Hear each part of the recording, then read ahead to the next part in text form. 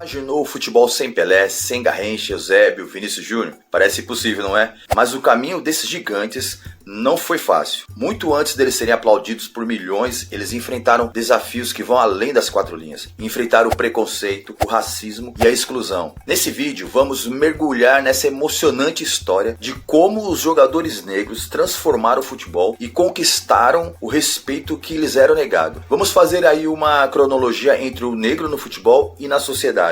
Prepare-se para uma jornada de luta, de superação, de consagração. Vem comigo!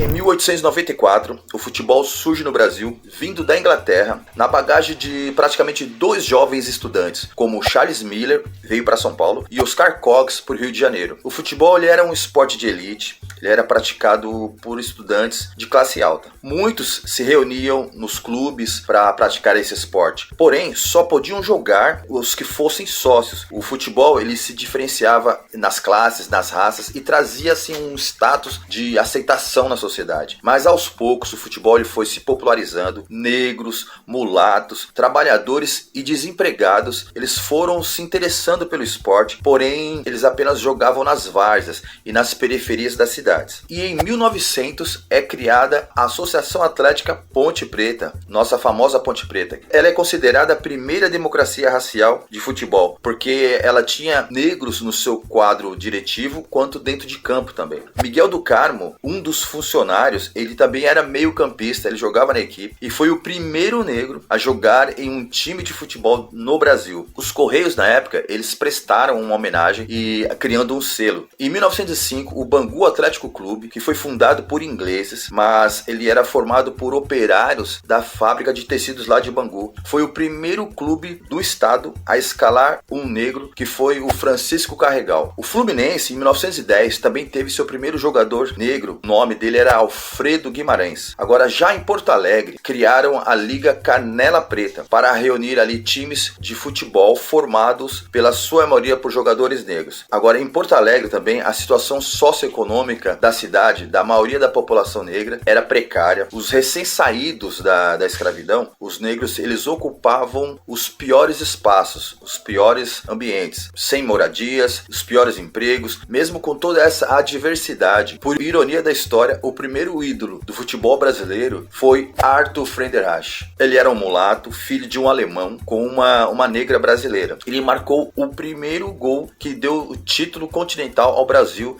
no Sul-Americano de 1919. Só que para parecer mais branco, antes de entrar em campo, ele esticava o cabelo junto ao couro cabeludo. Porém, ele usava também uma touca para assentar melhor esse cabelo. Um outro jogador que marcou história foi Carlos Alberto no Fluminense. Isso foi em 1914. Ele passava pó no rosto para clarear sua pele. Os torcedores do Fluminense diziam que era um pó assim após barba, que ele já passava quando ele jogava no rival, no América. Durante o jogo, com o suor, esse pó ele ia saindo, fazendo com que a torcida do América o chamasse de pó de arroz. Mas em seguida, pó de arroz passou a ser o apelido dos torcedores do próprio Fluminense. Infelizmente, o racismo no futebol ele não ficava restrito só na sociedade e aos dirigentes de clubes. Não, o governo federal na época também colaborou com esse racismo. Em 1920, a seleção brasileira não foi bem recebida ao jogar em Buenos Aires. Para os argentinos, era inusitado ver tantos negros em um único time. Um jornal da época publicou uma foto representando todo o time brasileiro com uma cara de macacos. Vejam só. Nos anos seguintes,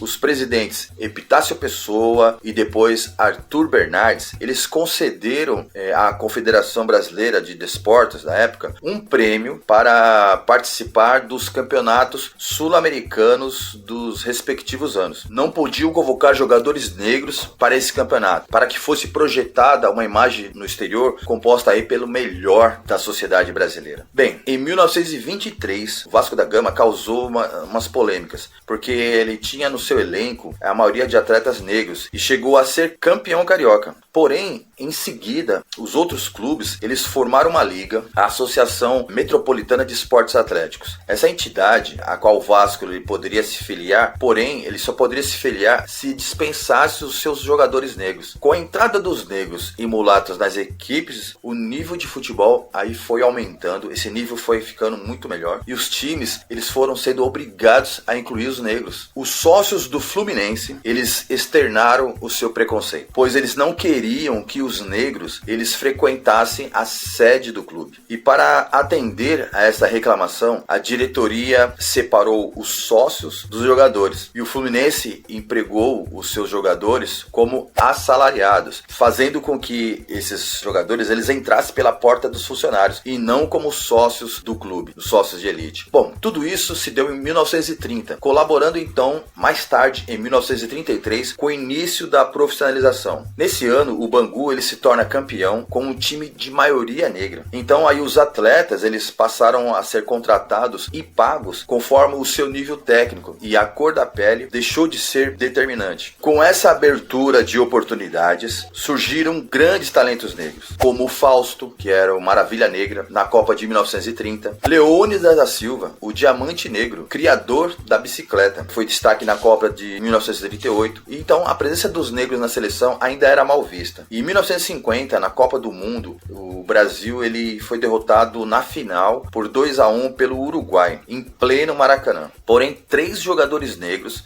da seleção foram responsabilizados por essa derrota. Foram eles o Bigode, o Juvenal e o goleiro Barbosa. O goleiro Barbosa, do Vasco da Gama, ele foi culpado por toda essa catástrofe, carregando esse peso, infelizmente, até a sua morte. Bom, por outro lado, a sociedade continuava com as suas políticas públicas raciais. E em 1950, criava-se a Lei Afonso Arinos, que não tipifica o racismo como um crime, somente como uma contravenção penal. Em 1958, o Brasil se torna campeão na Copa da Suécia, com a vitória de 5-2 sobre os suecos, com destaques para os negros Pelé, Vavá, Garrincha, Didi e companhia, recuperando aí o crédito do jogador negro, que tinha sido perdido na Copa de 1950. Em 1962, o Brasil foi bicampeão do Chile, batendo 3-1 a Tchecoslováquia. Também com destaque para os mesmos jogadores negros da Copa de 58. Mas, infelizmente, as leis brasileiras elas continuavam sendo produzidas e elas continuavam prejudicando os negros, dificultando o acesso à educação. E em 1968, ainda no governo militar, criaram a Lei do Boi. Foi a primeira lei de cotas, mas ela não foi para negros, foi para filhos de donos de terras, que conseguiram vagas nas escolas técnicas e nas universidades. Bem, em novembro de 1969, próximo ao Natal, Pelé faz o 1000º gol. E naquela euforia da sua comemoração, dentro de campo ainda, entrevistaram ele passa uma mensagem para o governo, abre aspas, cuide das crianças pobres, das pessoas pobres, dos idosos, não vamos pensar só em festa, pelo amor de Deus, fecha aspas. Era uma mensagem dura para um governo que não priorizava as pautas sociais. E a voz de Pelé não teve eco. E em 1970, o Brasil ele foi tricampeão na Copa do México. Pelé, ele consolida como um negro de referência para o futebol. E expandindo aí, e foi criando oportunidades diversas para os negros no futebol mundial. Na época em que o Brasil se transformava também com as questões de resistência racial da década, sobre influências de luta dos negros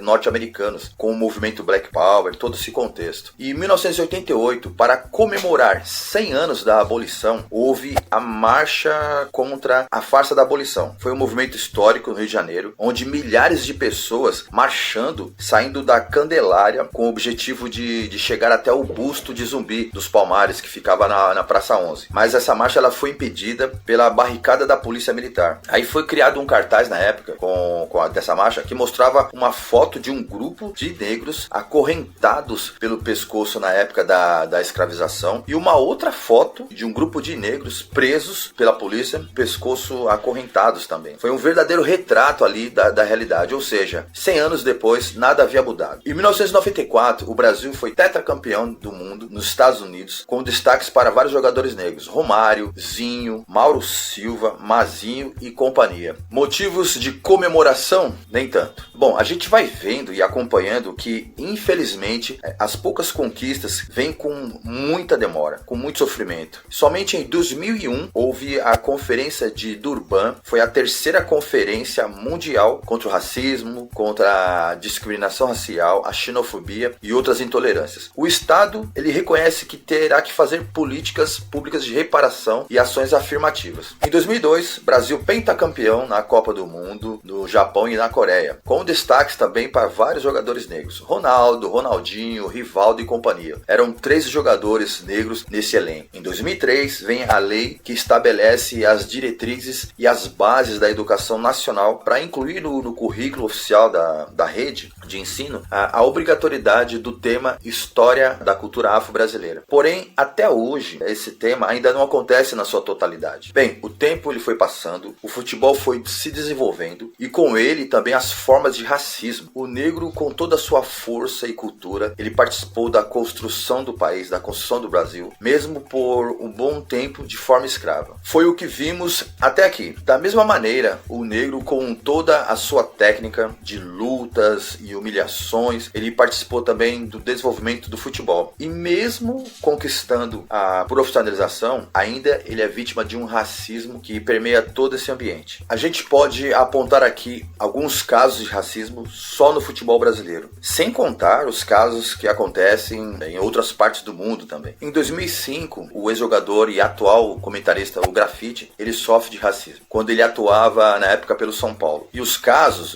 eles foram se normalizando também com outros jogadores, como Obina, Paulão, Diego Maurício, Aroca, o goleiro Aranha, o árbitro Márcio Fernandes, enfim, foram inúmeros os casos. E os mais recentes e mais emblemáticos também foram os que estão acontecendo ali com o jogador Vinícius Júnior na Espanha. Tem sofrido muito com isso. Em meio a tudo isso, algumas ações e iniciativas elas vão ser implantadas. Enfim, em 2012, o registro histórico de cotas nas universidades que estabelece a reserva de 50% de vagas para os estudantes de escola públicas, mesmo em meio a protestos e resistências. Voltando ao futebol, uma iniciativa significante foi feita pelo Observatório da Discriminação Racial do Futebol, que foi liderada por Marcelo de Carvalho, com o 10º relatório anual, que foi baseado em dados de 2023. Mostrou-se que o aumento nos casos de racismo do futebol brasileiro foi alto. Segundo o levantamento, 136 casos de racismo foram registrados em 2023, um aumento de 38% em relação a 2022, quando foram anotados 98 casos. Desde 2014, quando foi feito o primeiro monitoramento realizado pelo Observatório, os incidentes eles aumentaram em 444%, de 25 pulou para 136. Mas o aumento também ele se deve pela conscientização maior de todos que vivem nesse ambiente. Isso é um dado positivo. Bom, com a globalização racial, através de migrações, de refugiados que por diversos motivos deixaram suas pátrias, seja por comércio escravo, seja por questões religiosas ou ideológicas, ou simplesmente em busca de uma vida digna, de uma vida melhor. O futebol ele se tornou um universo miscigenado, com todas as questões da idade moderna. O negro, na sua maioria, ele se espalhou pelas Américas do Sul, pelas Américas do Norte, pela Europa, e hoje milhares de jogadores negros eles vêm atuando de forma protagonista nos grandes centros do futebol, como França, Holanda, Alemanha. Bom, porém agora não como escravos das sociedades desses países, mas talvez como escravos do futebol das sociedades desses países. Se o negro tem papel relevante dentro de campo, por que não vemos os mesmos negros com relevância também fora de campo? Para cargos como presidente, diretor, gerente, treinador, jornalista, enfim. Os negros eles ainda enfrentam desafios como o racismo aberto e institucionalizado, que requerem aí maior conscientização e medidas efetivas para a sua erradicação. Perseguidos a ídolos, de incríveis a lendas, os jogadores negros provaram que o talento e a paixão pelo futebol são maiores que qualquer barreira. E a luta não acabou. A cada grito de gol, a cada passe magistral, eles continuam mostrando que o futebol é o palco onde a igualdade e a inclusão sempre terão que vencer. E você está pronto para continuar torcendo por um esporte mais justo para todos? Se você também acredita no poder transformador do futebol, deixa aí seu like, se inscreva no canal, compartilhe esse vídeo. Vamos espalhar juntos essa mensagem. Nos vemos no próximo vídeo. Tchau, tchau.